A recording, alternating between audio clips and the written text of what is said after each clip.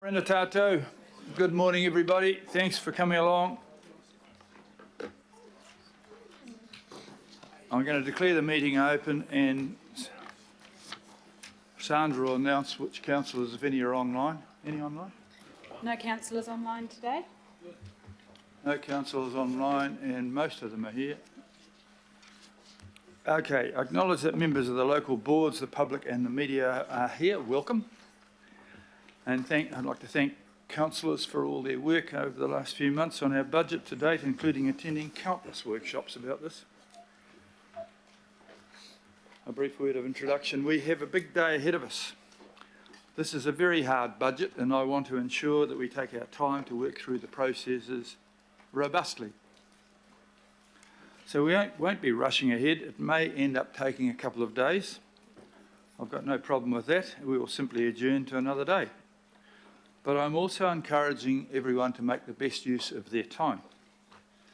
To keep things moving, we need to be a bit stricter with standing orders than usual.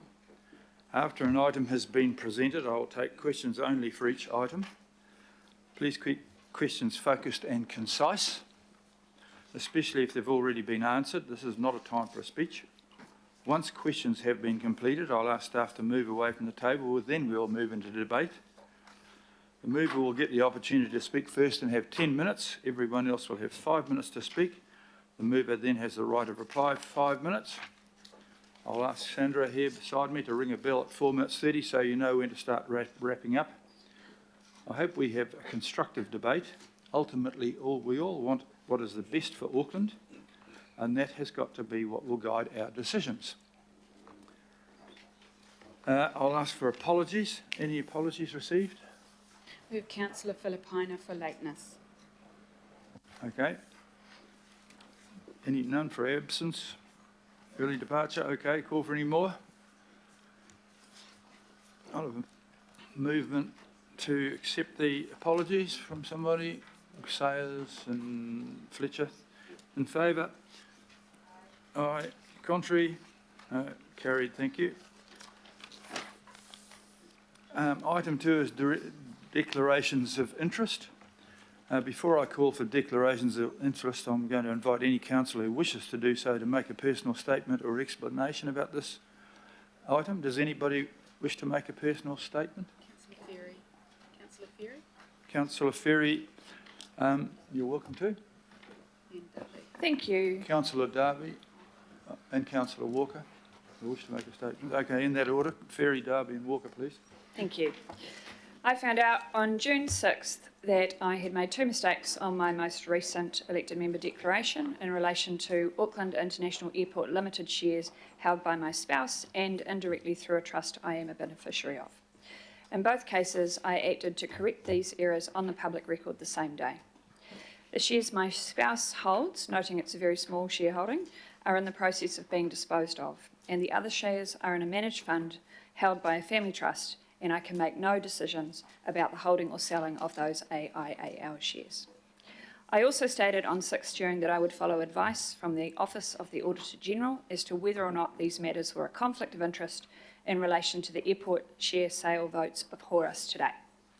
I have now received written advice from the Office of the Auditor-General and from Council's legal team that in their view my situation does not represent a conflict of interest, as I cannot reasonably expect a financial loss or gain from these decisions, and that I am therefore able to participate under the Act.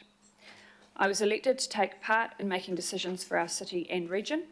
The budget votes today are the most significant decisions I have had the opportunity to vote on so far. To that end, I will be participating in the meeting on all items today. Thank you. Thank you, Councillor. Councillor Darby.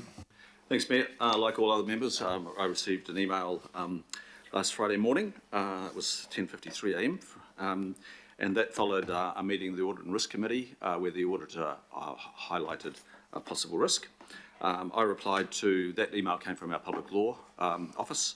I replied within the hour, and after speaking with my wife as to the current composition of her managed share portfolio, I informed Public Law at that time, Friday morning, that my wife owns Auckland International Airport shares in a managed portfolio.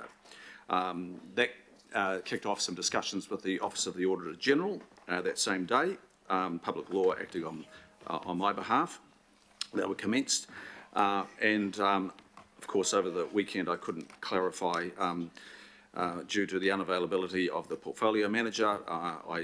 We clarified on the Tuesday morning, and after receiving clarification from my wife's portfolio manager, the number and the value were declared to the Public Law Office here at Auckland Council, and subsequently to the Office of the Auditor General on a confidential basis.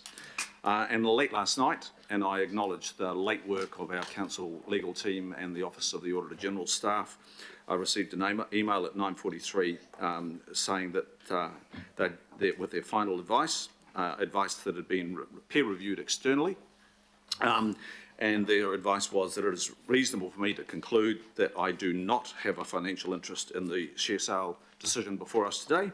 So I've checked thoroughly, and I find there is nothing that precludes me from participating in our discussions coming up. Thank you, Mayor.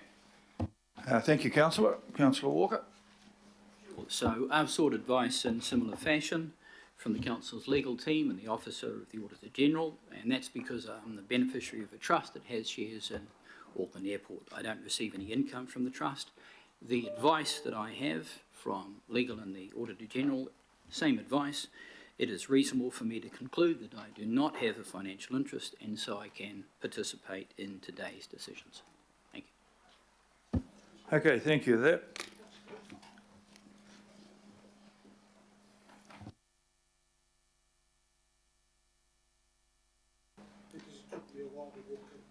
Okay.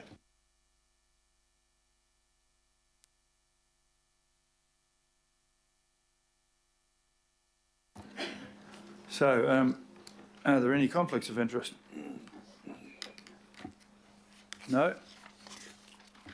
And I'll acknowledge the councillors who've made those statements.